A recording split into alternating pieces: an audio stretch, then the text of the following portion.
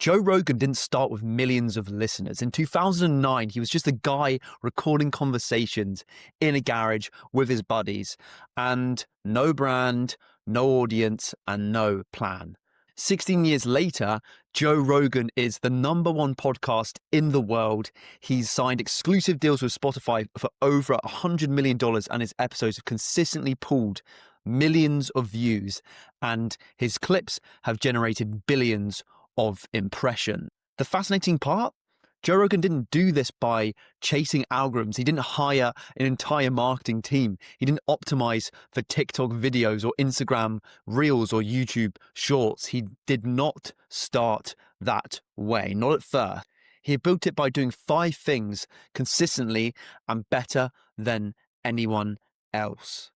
These 5 tactics are so fundamental that most podcasters completely miss them, and they're too focused on fancy production, catchy intros, viral thumbnails, and not aware of these tactics that Rogan actually does. So today, I'm going to show you exactly what those 5 tactics are, and more importantly, I'm going to show you how to implement them immediately, regardless of whether you've got listeners or 1,000. If you're new here, I'm Jacob J. Watson Howland. I'm Europe's fastest growing under 21 podcaster and an award-winning BBC featured photographer who gained over 4 million views in 4 months from his bedroom. And I've secured dream guests like SpaceX co-founder Jim Cantrell, Evan Carmichael, an entrepreneur and YouTuber with over 4.4 million subscribers, implementing the tactics I'm going to show you in today's video. So let's get right into what Joe Rogan did and how you can copy it yourself.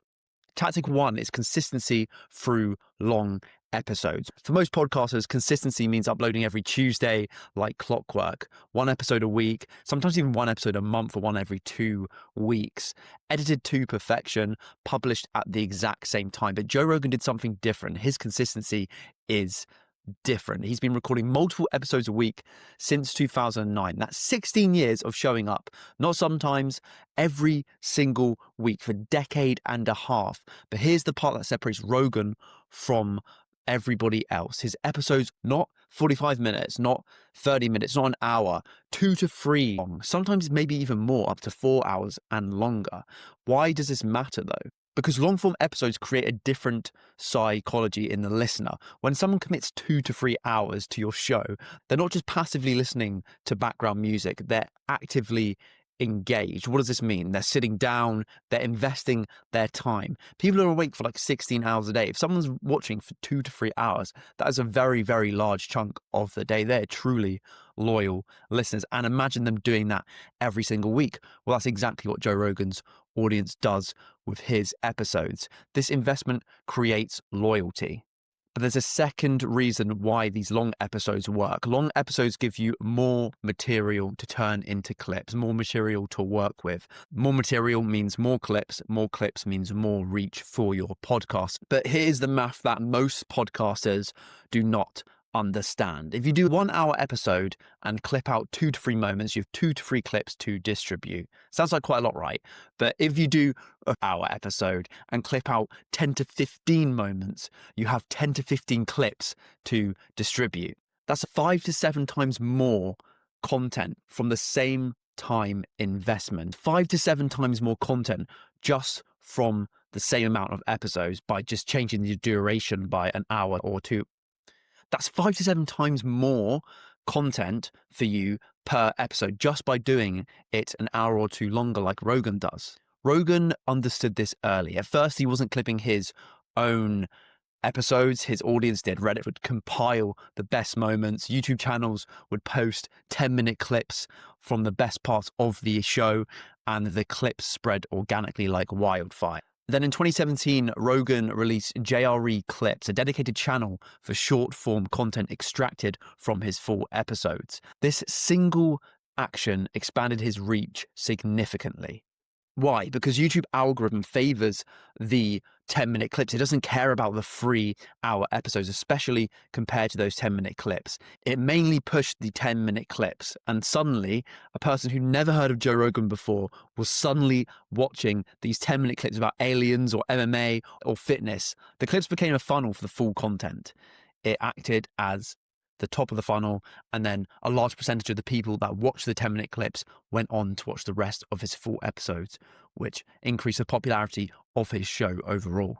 Most podcasters do this backwards. They make short form content their primary focus and wonder why they don't build a loyal audience. Rogan made the long form the foundation of his show and then used short form as a distribution channel instead. So here's your immediate implementation. First, commit to the format. Not just once, not for 3 months, commit to at least 2 episodes a month, minimum 60 to 90 minutes each. If you do that weekly, do it. There's no reason why you should not post as much times a week like Rogan does. Rogan's doing it 3 hours per episode, 3 times a week. So we really need to do this because consistency compounds. Rogan's been doing this for 16 years. You don't need to match that, obviously. You need to match his commitment trajectory. Start with 2 to 4 episodes per month and then scale to weekly if possible. Secondly, record with clipping in mind.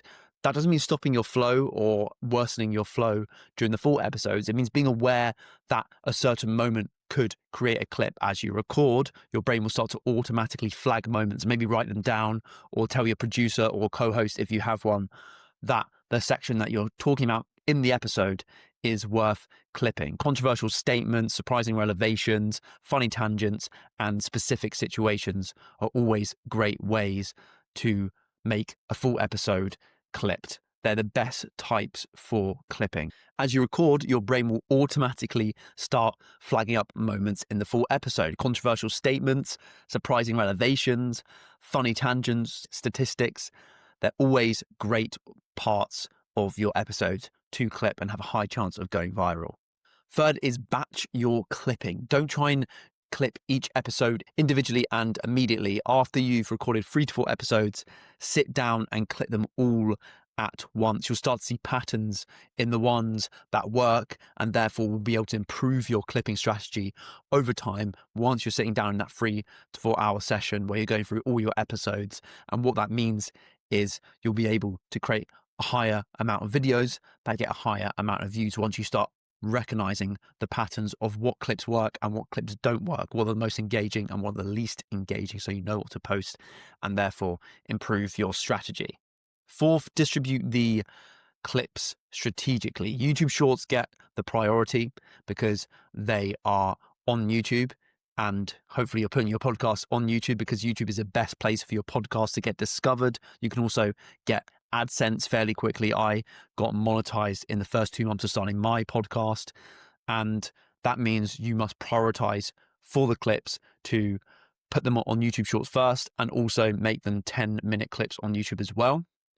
And then obviously post them on Instagram Reels and TikToks as the secondary priority, not the first priority, because YouTube Shorts is where the discovery's at, it's where the AdSense at, it's the most important platform for your podcast. This is the inverse of where most creators focus. A lot of creators focus on TikTok, they focus on Instagram, but they really should be focusing it mainly on their YouTube channel, especially if they're making long form content, which I assume you are if you're watching this video. But here's what's interesting. If you just do long episodes and then clip them randomly, you'll still only get slow growth for your show, which is not good.